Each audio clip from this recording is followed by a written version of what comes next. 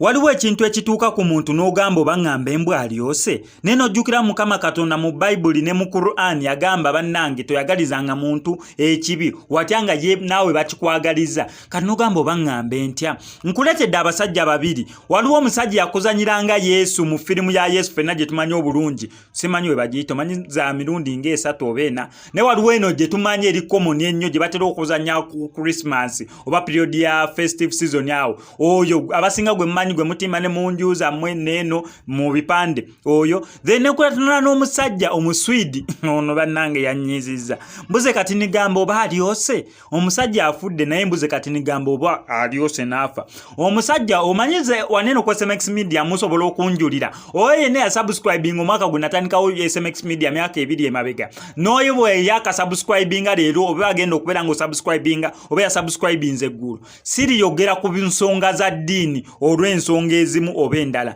Tenkimanyi bulungi nnyo mbwe eddiini ensonga eri sensitive nnyo nnyini ddala. Ensonga lwaki stories eddiini sizigenda nnyo era wezijjamu nga zirimu ko ddiini oba ono yakoze ono pastor ono yamukoze otyo simanyi ono pastor akola ono weno takola simanyi ate ono pastor gundi yagambye ebisiyaga ono weno nedda ezo stories sizikola olw'ensonga zirimu eddiini zirimu Mukama Katonda oba mukitegera bulungi. Yensonga lwaki ezo stories sizikola nera omusumba ne walivaayo n'agira ono n'agira ono n'agira oni ebyo bi stories saagalira ddala kubiyingiramu okujjako nga kituuse we kisusse nga nange SMX Media n'okwera nga njiyingiramu. Omusajja oyo gwolaba ali ku screen mu Swidi sigenda nkono Sweden naye owuliranga neyogeza mbo mu Sweden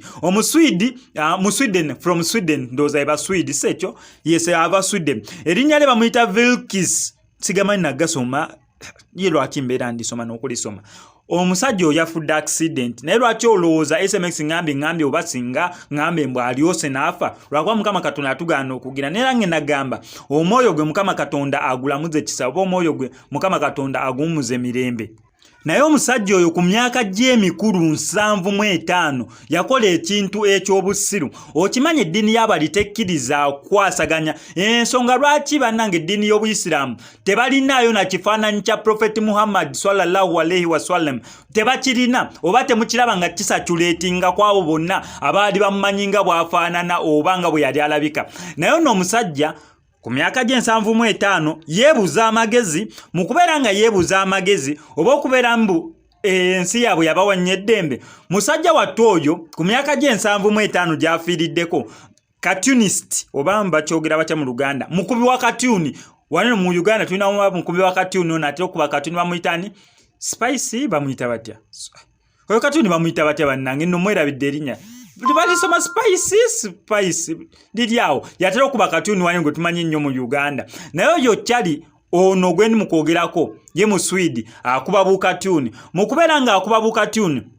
yagenda naddira ekifaananyi ky'embwa n'akituuzaako face oba n'asketinga face y'omubaka Nabbi Muhammad oba okitegeera bulungi naye nga addidde embwa gy'ataddeko face ya Nabbi Muhammad. Kijjukire waliwo abagoberezi b'eddiini y'Obuyisiraamu waliwo abantu abawa eddiini yaabwe ekitiibwa gwe toli na musiraamu ali mu kubeera ng'okikola tosoose otegeera lwaki abasiraamu bo tebabikkiririzaamu ebyo tosoose otegeera lwaki ekifaananyi kye tekiri mu kubeera nga kisatulatinga yensonga lwaki n'ekyo ekifaananyi byakuba in fact n'ebifaananyi byenze byakuba bikatuni bye ngenza okubeera nga nsikola research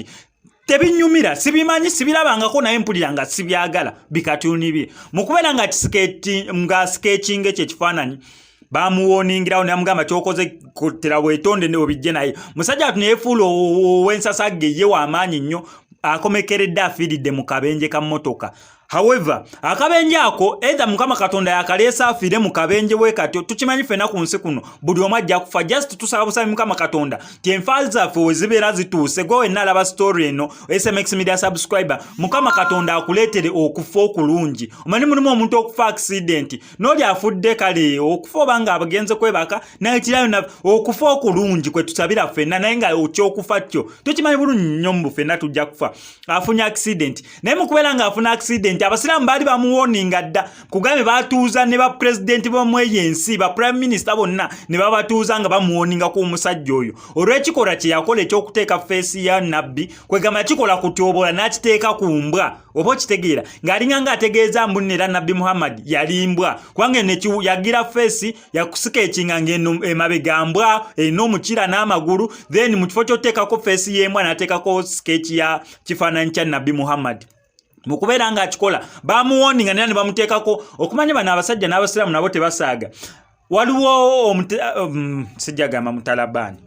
erinnya ndinvudde mutwe mbadde nkola research siriwandiise ne bamuteekako emitwalo 10 egya dola ngenza okubalabalamu ng'omutwalo gumu ogwa dola wanene mu ggwanga eza Uganda gulimu emiliyoni 35 kati imagine emitwalo 10 egya dola nga obalabalamu obeera mu miliyoni 35 eza wano mu ggwanga egya miliyoni 35 yenna bo bateekawo mu lwatu va ku bino ebyomulangira Ssuuna bwandabidde ku Ismail Access gwendaga wali nkuwe miliyoni emu nze mukwate bo bateekawo emitwalo 10 gwe wenna wena asobola okubeera ng'omutta oyo omusajja kati bamanyi oba nena accident emutuuseeko just nga accident oba omuntu omu ayagadde okubeera nga amaliriza ono omusajja afa aveewo yefunire ne ssente kubanga musajja mukulu yeebuza amagezi kyekimu nekyatuukawo bamikono omusajja yazannyanga Yesu however ye point ye yali ndala eyawukanako okuyoona omusiru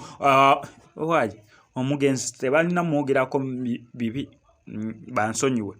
Mukama Katonda amuwe ekiwummula ekyemirembe kiri nkizizaayo ekyobusiru engeri gyafudde Mukama Katonda amuwe ekiwummula ekyemirembe ngamba tugende kwono omusajja yazannyanga Yesu ffenna tukuza tumanyi mbu oyo wolaba ekifaananyi ekyo kikugira mu bwongo mbu Yesu noweerabira mbunne era oyo omusajja yazannya buzannyi role oba karakita y'okuzannya nga Yesu mu eyo firimu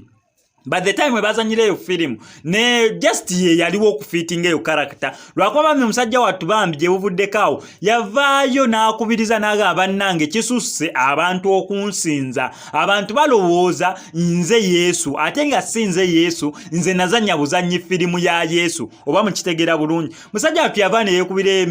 omulanga n'atuuka n'ogenda mu kkooti ng'agamba oba ng'awakanya abantu oteeka ekifaananyi ky'emakereziya oba mu kyaki enjawulo oba mu mayumba gaabwe nga bamurifalingako okubeera Yesu olw'okuba nti yazannya firimu ng'alinga Yesu oba kitegera bulungi kati ye bambi ekimuluma abantu bamutwala mbu ye Yesu naddala kati agenda kujjala nino mu Uganda ajje wano agambe SMX wamma oyo si Yesu oyo nze nazannya buzannyi firimu nga Yesu naye ate abantu kubanga omulumwana omutono olaba Yesu olaba firimu Yesu olaba ekifaananyi bo bamuyitira ddalani Yesu oba kitegera kati point ye gamba bannange nze sinze Yesu okitegera nazannya buzannyi firimu ya Yesu naye abantu ekintu bakitwala ku level eddako nti ndi mayumba gaabwe bantimbye nera waagira waati ye n'agamba kasita akafaananyi ka Yesu kwe kali ku mmotoka